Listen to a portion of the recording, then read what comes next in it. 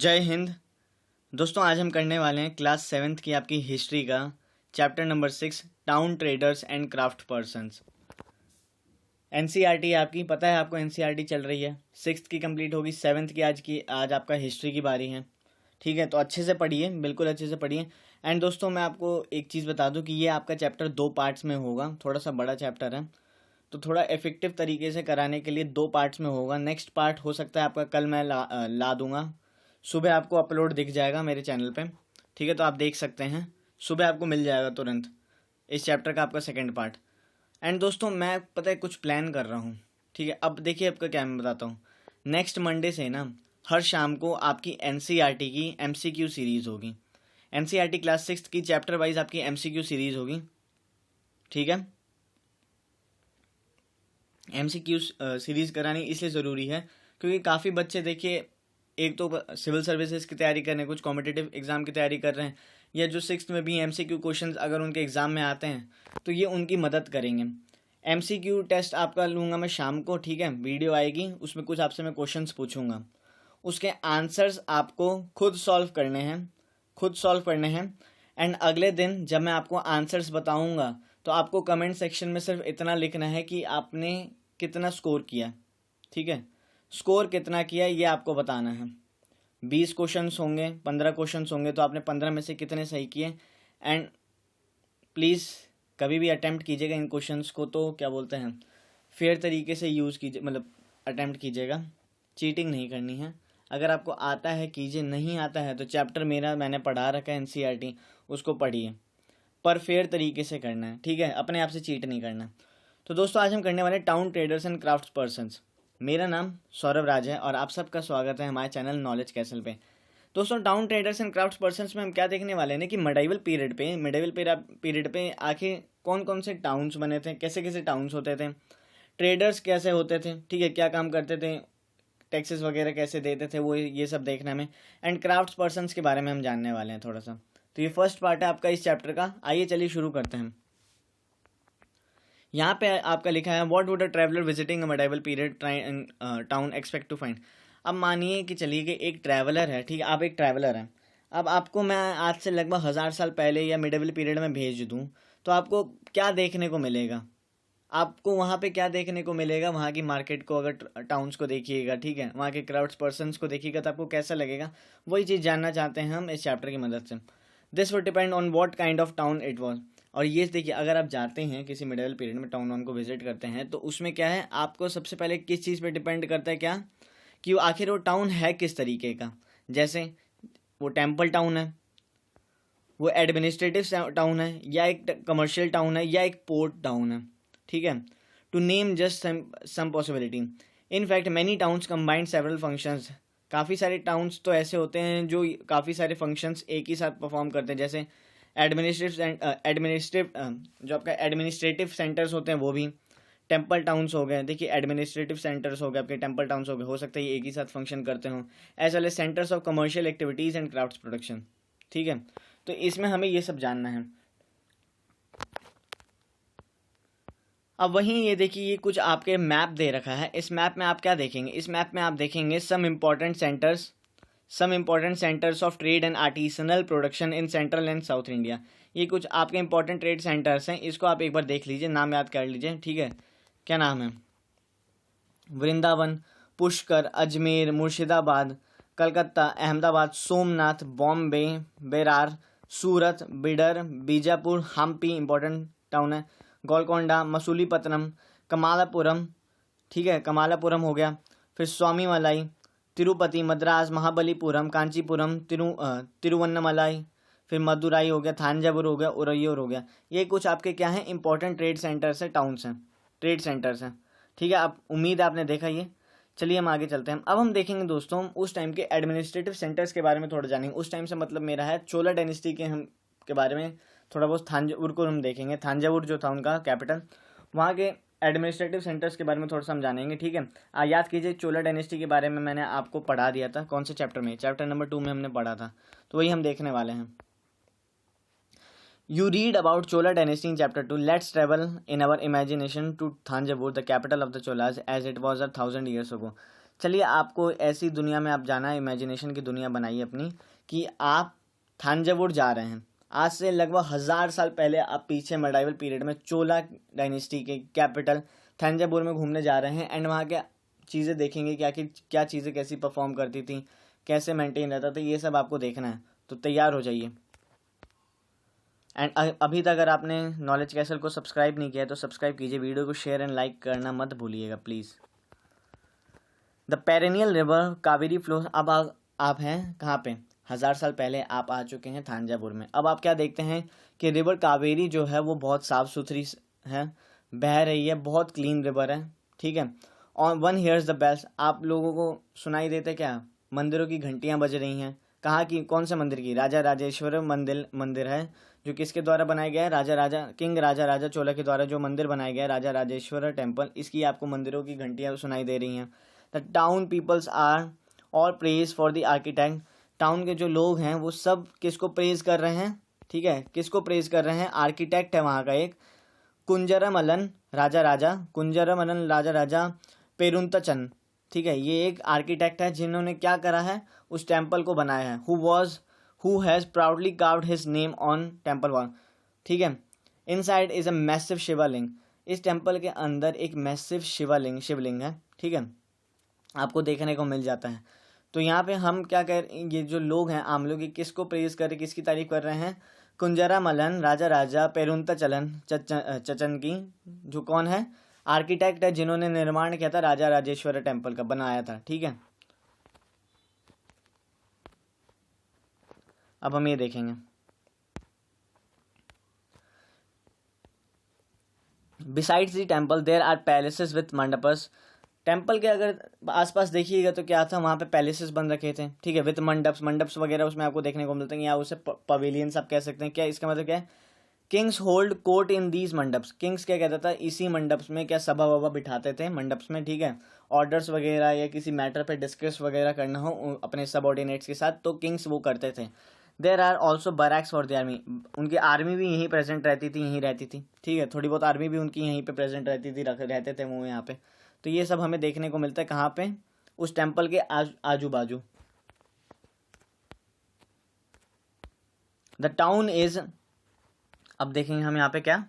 The town is bustling with market selling grain spices cloth and jewellery. इस town में अगर आप देखिएगा तो बहुत सारे आपको मार्केट्स, भीड़ भाड़ वाली मार्केट देखने को मिल जाती है, जहाँ पे क्या ग्रेन्स वगैरह आपको सेलिंग मतलब वहाँ पे क्या बेचा जा रहा है? ग्रेन्स वगैरह बेची जा रही हैं, स्पाइसेस वगैरह बेचे जा रहे हैं, क्लोथ्स बेचे जा रहे हैं, ज्वेलरीज वगैरह बेची जा रही हैं, ठीक है। Water supply for the towns come from the wells and tank.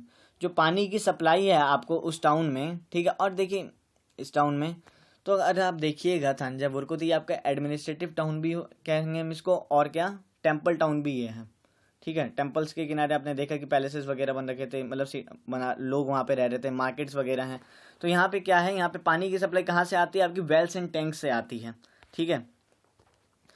The Saliya weavers of Thanjavur and nearby town of Uraiyur are busy producing cloths और फ्लैंग।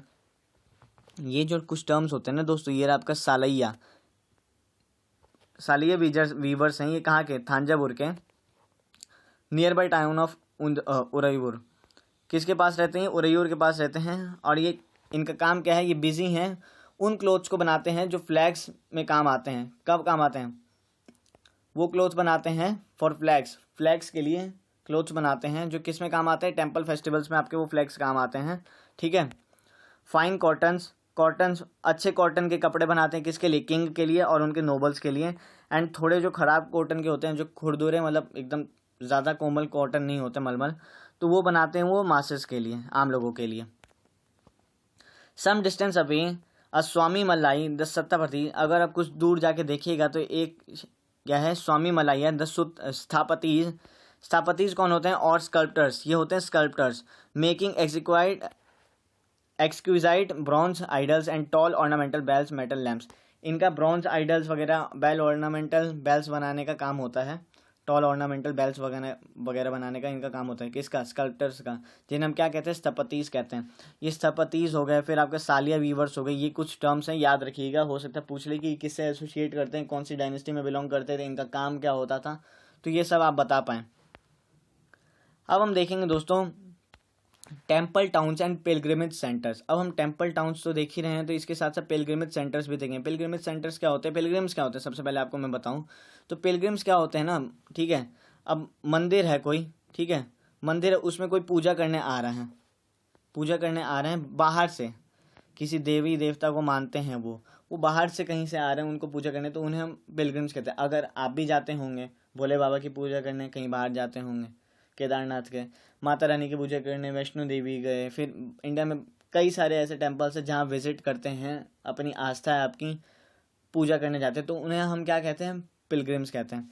तो यही हम देखेंगे टेम्पल टाउन्स। इसी तरीके से टेम्पल टाउन्स का मतलब क्या हो गया, वो टेम्पल वहाँ पे सुपीरियर है, मतलब टेम्पल सुपीरियर कैसे कि टेम्पल टाउन्स, टेम्पल के आसपास ही लोकेलिटी, मतलब भीड़ भाड़ छा गई है, वहीं पे आसपास आपकी सेटलमेंट स्थापित हो गई है, लोग वहीं रह रहे हैं, मार्केट भी वहीं है, पैलेसेस भी आपको वहीं देखने को मिल रहे हैं, तो ये सब हमें टेम्पल टाउन्स वगैरह में देखने को मिल जाता है। अब हम देखेंगे Thanjavur is also an important example of temple town. तो थांजावुर है आपको, जैसे मैंने आपको बताया था अभी कि एक इम्पॉर्टेंट क्या है, एग्जाम्पल है किसका, टेम्पल टाउन का एक इम्पॉर्टेंट एग्जाम्पल है। Temple town represent a very important pattern of urbanisation, the process by which cities develop. Temple town क्या कहता है दोस्तों, एक ये तरीका है, एक रिप्रेजेंट करता है very important pattern of urbanisation. आज मैंने आपको जैसे बताया कि टेम्पल के चारों तरफ ही लोग रहने लग जाते हैं, लोग अपनी एक्टिविटीज़ वगैरह यहीं परफॉर्म करते हैं, मार्केट वगैरह यहीं बनने शुरू हो जाते हैं, लोग यहीं टेम्पल्स के आसपास रहना शुरू हो जाते हैं, जिसके कारण अर्बनाइजेशन शुरू हो जाती है। फिर सिटीज़ वगैरह इसी के कारण क्या होती हैं, उसके आसपास डेवलप होनी शुरू हो जाती हैं। Temples were often central to the economy and society. Temples जो था ये सेंट्रल फिगर था, कहाँ पे, इकोनॉमी के लिए, सोसाइटी के लिए टेम्पल्स बहुत ज़रूरी होता था, ठीक है। Rulers build temples to demonstrate their devotion to the various time. Rulers क्यों बनाते हैं टेम्पल, चाहे पावर्स के लिए कह लीजिए, या फिर वो डिवोशन दिखाते थे किसकी, अपनी डाइटीज़ वगैरह, गॉड्स एंड गॉडेसेस वगैरह के लिए अपनी डिवोशन दिखाते थे। They also endowed temples with grants of lands and money to carry out elaborate rituals. वो ग्रांट्स वगैरह भी मिलते रहते थे, मनी वगैरह भी उनको मिलता रहता था, लैंड वगैरह, रिचुअल्स वगैरह परफॉर्म करने के लिए। Feed pilgrims and priest and celebrate festivals. Pilgrims जो बाहर से आ रहे हैं उनको फीड करने के लिए, प्रीस्ट को फीड करने के लिए, उसके बाद कोई भी फेस्टिवल वगैरह या त्यौहार वगैरह उस टेम्पल में परफॉर्म किया जा रहा है या उस टाउन में है, ठीक है, तो उसके लिए पैसे मिलते थे। Pilgrims who flock to the temples also made donation. Pilgrims जो बाहर से आते थे वो लोग कुछ डोनेशन वगैरह भी देते थे उस टेम्पल को, ठीक है। जो जनरली हम भी जाते होंगे तो कहीं ना कहीं दान पेटी में डालते होंगे, डोनेशन वगैरह देते होंगे, तो वैसा सा सिस्टम था। चलिए हम आगे चलते हैं। अब यहाँ पे एक bronze bell metal and the lost wax technique, ये क्या है, एक बार हम इसे देखते हैं। ये कौन सी टेक्निक है, हो सकता है आपसे एग्जाम में पूछ लिया जाए कि बताइए लॉस्ट वैक्स जो आपकी टेक्निक है ये क्या है, इससे हम क्या समझते हैं। तो ये देखिए, ये आपको यहाँ पे इमेज दिख रही है, ठीक है। इस इमेज में आपको क्या दिख रहा है, इस ब्रॉन्ज इमेज में, a bronze statue of Krishna subducting the serpent demon Kaliya. यहाँ पे आपको श्री कृष्ण दिख रहे हैं, ठीक है, श्री कृष्ण दिख रहे हैं कालिया को मारते हुए एक पैर से। देखी होगी ना श्री कृष्ण मूवी देखी होगी आपने, तब कभी देखा होगा। तो हम यहाँ पे देखेंगे bronze bell metal and the lost wax technique हम देखने वाले हैं, ठीक है। Bronze is the in an alloy containing copper and tin. Bronze जैसे आपको पता ही है एक अलाव है जो किसके द्वारा मिलकर बनता है, कॉपर एंड टिन के द्वारा, जब ये दोनों मिलता है तब आपका ब्रॉन्ज तैयार होता है। Bell metal contains a greater proportion of tin. जो बेल आपका जो मेटल होता है, घंटी बनाने के लिए जो मेटल्स वगैरह यूज होते हैं, उसमें ज़्यादातर मात्रा में क्या होता है, टिन यूज होता है, tin, greater proportion of tin than other kinds of bronze, ठीक है। टिन ज़्यादा यूज होता है। This produces a bell like sound, इसके चलते ही बेल लाइक साउंड आपकी प्रोड्यूस होती है। Chola bronze statues were made using the lost wax technique. तो चोला डायनेस्टी के जो आपके ब्रॉन्ज स्टैचूज वगैरह आपको वहाँ पे देखने को मिलते हैं ना, वो कौन सी टेक्निक से बनते थे दोस्तों, वो लॉस्ट वैक्स टेक्निक से बनते थे। अब वो लॉस्ट वैक्स टेक्निक क्या थी, वो देखिए क्या था। अब लॉस्ट वैक्स टेक्निक क्या थी ना दोस्तों, क्या होता था ना, पहले मोम को होता था ना, पिघला लिया जाता था, मोम को पिघला लिया, फिर मोम को पिघला के क्या बोलते हैं, पिघल गया था, उससे हमने एक स्ट्रक्चर तैयार कर दिया, फिर वो थोड़ा जम जाता था, ऊपर से हमने क्ले लगा दिया, उसे गर्म किया, क्ले लगाने के बाद उसे गर्म किया, थोड़ा सॉलिडिफाई हुआ क्ले जब सॉलिडिफाई हुआ उसके बाद क्या हुआ, हम उसमें एक छेद कर देते थे। छेद करने के बाद क्या होता था, वो जो जितना भी जब हमने गर्म किया, बाहर तो क्ले थी, वो थोड़ा सॉलिडिफाई हो गया, पर अंदर तो मोम थी। मोम जब पिघल जाती है तो बाहर निकल जाती थी। जब वो बाहर निकल जाती थी तो उसी होल में हम जो चीज ब्रॉन्ज मेटल्स होते थे, इनको पिघला के उसमें डाल देते थे, ब्रॉन्ज को उस होल से ही अंदर डाल देते थे। उसके बाद वो जब ठंडा हो जाता था, जब सॉलिडिफाई हो जाता था, तो ऊपर की क्ले हम हटा देते थे। ऊपर की क्ले हटाने से क्या होता था, वो ब्रॉन्ज आपका बन गया। फिर जो भी चेंजेस वगैरह, कुछ अगर चेंजेस वगैरह करनी हो तो हम कर देते थे। ये होती थी आपकी लॉस्ट वैक्स टेक्निक। अब हम यहाँ देखेंगे temple authorities use the wealth to finance trade and banking. Temple जो अथॉरिटीज़ थी वो एक टाइम पे देखिए जब डोनेशंस वगैरह आ रहे तो जाहिर सी बात है उनके पास पैसे बढ़ते जाएंगे, भगवान तो पैसे लेके जाएंगे नहीं, जाहिर सी बात है जो टेम्पल अथॉरिटीज़ है उन्हीं के पास पैसे होंगे। तो इन्होंने क्या किया, फाइनेंस करना शुरू कर दिया। किसको, किस चीज़ को फाइनेंस करना शुरू कर दिया, ट्रेड्स को, बैंकिंग फैसिलिटीज़ को इन्होंने फाइनेंस करना शुरू कर दिया। Gradually large number of priest, workers, artisans, traders etcetera settled near the temple to cater to its needs and those of the pilgrims. धीरे धीरे क्या हुआ, काफ़ी सारे प्रीस्ट हो गए, वर्कर्स हो गए, आर्टिसंस हो गए, ट्रेडर्स हो गए, इन लोगों ने टेम्पल के आजू बाजू ही रहना सीख लिया, वहीं आसपास ही रहने लग गए। एंड पिलग्रिम्स जो आते थे उनकी देखभाल के लिए भी इन्होंने जो बैंकिंग की फैसिलिटी दी थी यहाँ पे टेम्पल अथॉरिटीज़ ने, उनके लिए भी, पिलग्रिम्स के लिए भी जारी कर दिया। 10 ग्रू टेम्पल टाउन, इसी के कारण क्या हुआ, टेम्पल टाउन्स ग्रू हुए। ठीक है, टेम्पल टाउन्स उभर के आए। ठीक है, अब आपका वाराणसी अगर आप देखिएगा, वाराणसी हो गया, ठीक है, बनारस जैसे आप कहते हैं, काशी जैसे कि आप कहेंगे, मथुरा, तो ये सारे क्या है, टेम्पल टाउन्स ही हैं। टेम्पल देखिए यहाँ पे मंदिर आपको दिखती हैं कितने, उस पर आजू बाजू मार्केट वगैरह ये सब आपको दिख जाता है। ठीक है, towns emerge around temples such as those of, देखिए जो टाउन्स एमर्ज हुए थे टेम्पल के किनारे, टेम्पल टाउन जिन्हें कहलाया गया था, उसके बेस्ट एग्जाम्पल अगर आप देखिएगा तो यहाँ पे है भिल्ला स्वामिन। ठीक है, एक है टेम्पल आपका भिल्ला स्वामिन जी, यह है विदिशा में है, ये आपका भिलसा कह लीजिए, मध्य प्रदेश में ये टेम्पल। एंड सोमनाथ ये आपका कहाँ है, गुजरात में। मोस्ट पॉपुलर है आपका सोमनाथ ही तो था जहाँ पे मोहम्मद गजनी ने क्या किया था, महमूद ऑफ गजनी ने क्या किया था, आक्रमण किया था, लूटपाट मचा दी थी, एकदम तहलका मचा दिया था। Other important temple towns in included, other important जो टेम्पल टाउन्स आपको देखने को मिलते थे उस टाइम पे वो कौन कौन से थे, कांचीपुरम में आपको देखने को मिल जाता, मदुराई में आपको देखने को मिल जाते थे, कहाँ पे, तमिलनाडु में। एंड तिरुपति आंध्र प्रदेश में आपको देखने को मिल जाते थे। इंपॉर्टेंट जो आपके उस टाइम पे टेम्पल टाउन्स वगैरह आए थे। अब अगर हम आगे चलें तो देखते हैं हम, चलिए। ठीक है, Pilgrim centres also slowly developed into township, जो पिलग्रिम सेंटर्स थे वो भी धीरे धीरे क्या हुआ, टाउनशिप्स में तब्दील होने शुरू हो गए, बनने शुरू हो गए।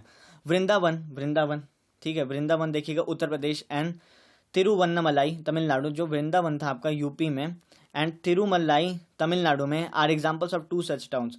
जो वृंदावन था आपका, ये पिलग्रिम सेंटर्स थे, ठीक है, यहाँ पे आते थे ये धीरे धीरे पिलग्रिम सेंटर्स, मतलब जहाँ पे पिलग्रिम्स जाते थे तो एक सेंटर डेवलप हो जाता था, वो धीरे धीरे क्या हुआ, टाउनशिप्स में बदलने शुरू हो गए। एंड इसके बेस्ट एग्जाम्पल आपके क्या हैं, वृंदावन है, वृंदावन आपको देखने को मिलेगा उत्तर प्रदेश में। ठीक है, फिर आपका तिरुनमलाई था आपका तमिलनाडु में, are the best example of such towns, यानी पिलग्रिमेज सेंटर्स। अजमेर, फिर यहाँ पे अजमेर है, कहाँ पे, अजमेर राजस्थान में, was the capital of the Chauhan king. Ajmer जो था आपका किसका कैपिटल था, चौहान किंग्स का, पृथ्वीराज चौहान, चौहान मनास हमने पढ़ा था ना, 12th सेंचुरी में इनका कैपिटल था। ठीक है, उसके बाद क्या हुआ, लेटर क्या हुआ, मुगल्स का ये सूबा बन गया। ठीक है, बाद में क्या हुआ, ये मुगल्स का हेडक्वार्टर सूबा बन गया। It provides an excellent example of religious को एग्जिस्टेंस, ये यहाँ पे हमें रिलीजियस को एग्जिस्टेंस भी देखने को मिलती थी। ठीक है, अब यहाँ पे लिखा है ख्वाजा मुइनुद्दीन चिश्ती। ख्वाजा मुइनुद्दीन चिश्ती जो थे आपके, ख्वाजा मुइनुद्दीन चिश्ती, इनके बारे में देखेंगे। दी सेलिब्रेटेड सेंट, ये एक सेंट थे। ठीक है, इनको हम चैप्टर 8 में देखेंगे। Who settled there in the 12th century, ये सेटल हुए थे कहाँ पे हुए थे, 12th सेंचुरी में अजमेर में सेटल हुए थे। Attracted devotees from all creeds, इन्होंने डिवोटीज को अपनी तरफ अट्रैक्ट किया था। ठीक है, Ajmer is a lake, near Ajmer is a lake Pushkar, Ajmer के पास एक लेक है Pushkar, which has attracted pilgrims from ancient time. Ajmer के पास जो लेक है पुष्कर, वहाँ पे क्या हुआ, ये एंशिएंट टाइम से पिलग्रिम्स वगैरह को अपनी तरफ अट्रैक्ट करते हुए आ रहा था। ठीक है, वही चीज़ थी यहाँ पे। अब हम चलें, अब हम देखेंगे दोस्तों यहाँ पे network of small towns. Network of small towns हम देखें, from the 8th century onward the subcontinent was dotted with several small town. देखिए 8वीं शताब्दी से क्या होने लग गया ना, हमारे सब कॉन्टिनेंट में क्या शुरू हो गया था, छोटे छोटे टाउन्स वगैरह आपके पनपने शुरू हो गए थे, बनने शुरू हो गए थे। These probably emerge from large villages, ये ज़्यादातर किसके द्वारा एमर्ज किए गए थे? देखिए जो लार्ज विलेजेस थे ना, यही बाद में चल के आपके थोड़े बहुत टाउन्स बनने शुरू हो गए थे। दे यूजुअली हैड मंडिका एंड ज़्यादातर देखिएगा हर विलेज या हर टाउन में अगर आप देखिएगा ये जो स्मॉल टाउन्स हैं इनमें आपको क्या चीज़ देखने को मिलती थी? मंडिका आपको देखने को मिले। मंडिका क्या होता था? मंडी, जिसे हम आज के टाइम पे मंडी कहते हैं ना, उस टाइम पे हम मंडपिका कहते थे। ये टर्म याद रखिएगा, मंडपिका क्या होता है, मंडपिका। ये कुछ टर्म्स वगैरह है ना दोस्तों, ये बहुत इंपॉर्टेंट होती हैं। अब जब मैं एमसीक्यू आपकी एनसीईआरटी में एमसीक्यू सीरीज चालू करूँगा, अब सिर्फ एनसीईआरटी मत मान के चलिएगा, काफ़ी सारे यूपीएससी के प्रीलिम्स के जो क्वेश्चंस होते हैं हो सकता है वो डायरेक्ट आपसे यहाँ से उठा लिए जाएँ, तो उसकी भी आपकी प्रिपरेशन होती रहेगी। सिविल सर्विसेज की प्री की प्रिपरेशन होती रहेगी, जहाँ पे मैं एनसीईआरटी की आपको एमसीक्यू सीरीज कराऊंगा। पर चैप्टर से जितने मैक्स टू मैक्स आपके क्वेश्चंस बन सकेंगे मैं आपको दूंगा, आप वो सॉल्व कीजिएगा। एंड अगले दिन जब मैं आंसर्स आपको बताऊंगा तब आपको कमेंट सेक्शन में बताना है कि आपने कितने सही किए। एंड प्लीज़ सही बताइएगा, ठीक है, अपने आप से चीट मत करिएगा, ठीक है। तो मंडे पे क्या होता था, हर आपके स्मॉल टाउन में देखने को मिलता था। ये क्या जनरली क्या होता था, एक मंडी होती थी, to which nearby villages brought their produce to sell. मंडी क्या होती थी आपको भी पता है, यहाँ पे जो किसान विसान होते थे, ये अपने प्रोड्यूसर्स या विलेजर्स होते थे, वो अपने प्रोड्यूस ले आते थे यहाँ पे सेल करने के लिए, ठीक है। They also had market streets, इनके यहाँ ऑल्सो क्या होती थी, मार्केट स्ट्रीट्स वगैरह होती थी। मार्केट स्ट्रीट्स जानते हैं ना, पालम वालम में, अगर आप दिल्ली के पालम वगैरह में रहिएगा तो यहाँ पे काफ़ी सारी मार्केट स्ट्रीट्स आपको भी दिख जाती है। लोकल मार्केट स्ट्रीट्स नहीं होती गली के बाहर, जो गली गलियों में बन रखी होती हैं। मतलब ये स्ट्रीट्स एक अलग वैरायटी की है। ये स्ट्रीट में सिर्फ आपको छोले भटूरे मिलेंगे, तो इस स्ट्रीट में आपको सिर्फ पूजा पाठ की चीज़ें ही मिलेंगी, ऐसा होता था, ठीक है। इनको हम क्या कहते थे, हार्ट ऑफ लेटर टाइम, हटा कहते थे, हटा, याद रखिएगा इन मार्केट स्ट्रीट्स को। लाइंड विथ शॉप्स, लाइन एक लाइन्स होती थी। Besides there were streets for different kinds of artisan, और हर स्ट्रीट जो होती थी लगभग क्या होता था, डिफरेंट काइंड ऑफ आर्टिसंस आपको यहाँ पे देखने को मिल जाते हैं। सच एज किसी स्ट्रीट आप कोई स्ट्रीट ऐसी होगी जिसपे सिर्फ आपको पॉटर्स ही मिलेंगे, कोई स्ट्रीट ऐसी होगी जहाँ पे आपको ऑयल प्रेशर से मिलेंगे, फिर कोई स्ट्रीट होगी जहाँ पे शुगर मेकर्स आपको मिलेंगे, फिर ठीक है टॉडी मेकर्स मिलेंगे, स्मिथ्स मिलेंगे, स्टोन मैसोन्स मिलेंगे, ठीक है। ये सब मिलने लग जाते थे। ये होते थे एक पर्टिकुलर मतलब चीज़ के लिए आपको यहाँ पे मिलने लग जाते थे। क्या मार्केट में बैठे रहते थे लोग। यहाँ पे ज्वेलरी शॉप्स होते हैं आज के टाइम पे। ज्वेलरी शॉप उस स्ट्रीट में घुसिएगा तो सिर्फ ज्वेलरी की दुकानें ही होंगी। किसी और स्ट्रीट में घुसिएगा तो हो सकता है वहाँ पे सिर्फ आपको सिर्फ फास्ट फूड की दुकानें ही दिख जाए। ये सब है। While some traders lived in the town, others traveled from town to town. ज़्यादातर जो ट्रेडर्स होता था, कुछ ट्रेडर्स क्या होते थे एक ही टाउन में रहते थे, एक ही टाउन में खरीद बिक्री करते रहते थे, पर वो क्या कुछ होते थे जो अलग अलग टाउन में जाते थे। एक टाउन से माल उठाते थे दूसरे टाउन सस्ते में, दूसरे टाउन में जाके उसे थोड़े महंगे में बेच देते थे, जो प्रॉफिट होता था वो अपने पास रख लेते थे। Many came from far and near to these towns to buy local articles, ये मैंने आपको बताया कि खरीद लेते थे। एंड ज़्यादातर क्या होते थे, ये प्रोडक्ट्स होते थे। जैसे प्रोडक्ट्स कौन कौन से होते थे, आपके हॉर्सेज होते थे, salt, camphor, saffron, betel nut and spices like pepper, ये सब आपके क्या होते थे, कुछ प्रोडक्ट्स वगैरह होते थे। अब अगर हम आगे चलें, देखिए इस टाइप का कुछ आपको मार्केट देखने को मिलता था एंशिएंट टाइम पे। कमाल नहीं लग रहा, एकदम एकदम खाली खाली, इतना खाली तो आज के टाइम पे दिखता ही नहीं है, पॉपुलेशन ही नहीं थी। चलिए हम आगे चलते हैं। यूजुअली समानता और इन लेटर टाइम्स ऑफ जमींदार बिल्ड अप फोर्टिफाइड पैलेस और इन और नियर दीज टाउन। देखिए इन टाउन्स की जिम्मेदारी जो थी ना, देखिए अब मान लीजिए चोला डायनेस्टी थी, चोला डायनेस्टी बहुत बड़ी थी, ठीक है। अब उसके कुछ हो सकता है बाहर, मेन सिटी तांजावुर में, तांजावुर के बाहर हो सकता है किसी टाउन में, वो नहीं है तो उन्होंने अपने सामंताज बिठा रखे होते हैं। सामंताज जानते हैं ना, लोकल एरिया के रूलर, मतलब समझ लीजिए लोकल एरिया पे वो रूल करेंगे, उसको मतलब एडमिनिस्ट्रेटिव फंक्शंस उन्हें देखना था। ये मैंने आपको पहले पिछले चैप्टर्स में बता रखा है। तो ये क्या होता था, ये बैठते थे लेटेस्ट टाइम, उन्हें हम ज़मींदार भी कहते थे। ये फोर्टिफाइड करा देते थे एक पैलेस को, ठीक है, उस टाउन के आसपास। एंड यही होता था, दे लेवी टैक्सेस, एंड इनका काम क्या होता था, टैक्सेस वगैरह लगाना। किसके ऊपर, ट्रेडर्स वगैरह के ऊपर टैक्सेस, आर्टिसंस के ऊपर टैक्सेस वगैरह, प्रोडक्ट्स लगाना, मतलब टैक्सेस वगैरह को तो कलेक्ट करेंगे ही। उसके बाद on articles of trade and sometimes donated the right to collect these taxes. And कभी कभी क्या होता था, जो ये डोनेशन क्या होता था, ट्रेड टैक्सेस कलेक्ट करने का जो राइट होता था ना, ये कभी कभी ये किसको दे देते थे, लोकल टेम्पल्स वगैरह को दे देते थे, कि जाइए लोकल टेम्पल्स को दे दिया कि अब मंदिर ही क्या करेगा, टेम्पल्स वगैरह ही करेंगे टैक्सेस कलेक्ट, इनका ये काम हो जाता था। Which had been build by themselves और रिच, जो ज़्यादातर उनके द्वारा ही बनाए गए टेम्पल्स वगैरह होते थे। किसके द्वारा, समानताज के द्वारा या फिर रिच मर्चेंट्स के द्वारा जो टेम्पल्स बनाए जाते थे। These rights were recorded in inscriptions that have survive to this day. And ये सारे रिकॉर्ड्स आपको देखने को कहाँ मिलते हैं, जो राइट्स वगैरह के थे, ये आपको देखने को मिलते हैं इंस्क्रिप्शंस पे, जो आज भी आपके पाए जाते हैं। अब हम चलेंगे टैक्सेस कैसे लगते थे। The following is a summary from a 10th century inscription from Rajasthan. एक समरी नीचे दी गई है, 10th सेंचुरी में इंस्क्रिप्शन मिला था आपका राजस्थान से, which lists the dues that were to be collected by temples authority. कुछ टेम्पल अथॉरिटी से टैक्सेस वगैरह कलेक्ट करने, तो वो लिखा हुआ है। There were taxes in kind on, इन देखिए इन चीज़ों पे आपके टैक्सेस वगैरह लगते थे, जैसे sugar and jaggery, dyes, thread and cotton, on coconuts, salt, areca nuts, butter, sesame oil and cloths, इन सब पे आपके क्या लगते थे? Taxes. Besides there were taxes on traders, कुछ टैक्सेस आपके ट्रेडर्स पे भी लगते थे। On those who sold metal goods, जो मेटल गुड्स सोल्ड करते थे उन पे भी टैक्सेस लगते थे। On distillers, on oil and on cattle fodders, इन पे भी लगते थे। And on loads of grain. Some of these taxes were collected in kind while others were collected in cash. ज़्यादा कुछ टैक्सेस ऐसे होते थे कि एक सामान एक काइंड के तौर पे ले लिया। मान लीजिए अगर 100 बोरी गेहूं उग रही है तो उन्होंने हो सकता है टैक्सेस के तौर पे मान लिया कि 50 बोरी आप हमें दे दीजिए, ऐसे होता था। या फिर कैश में ले लेते थे, टैक्सेस वगैरह कलेक्ट कर लेते थे। तो ये था आज का आपका। तो बस दोस्तों आज इस फर्स्ट पार्ट में हम इतना ही करेंगे, ठीक है।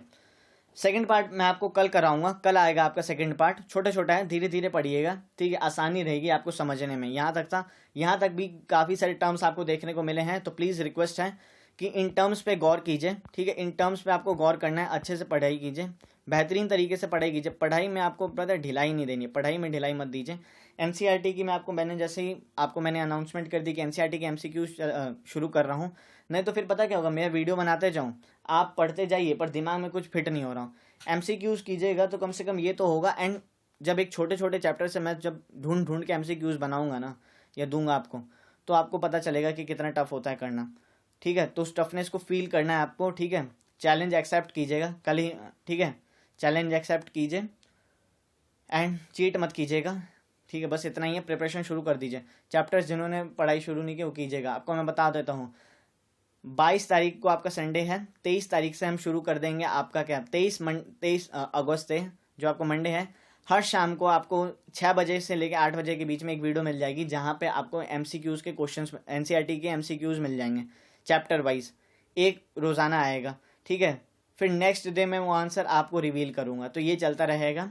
तो प्लीज़ नॉलेज कैसल को अगर आपने अब तक सब्सक्राइब नहीं किया तो नॉलेज कैसल को सब्सक्राइब कीजिए, सपोर्ट कीजिए। एंड धन्यवाद, ठीक है। फर्स्ट पार्ट आपने आज देखा, तो thank you so much for watching this video lecture. God bless you all. जय हिंद।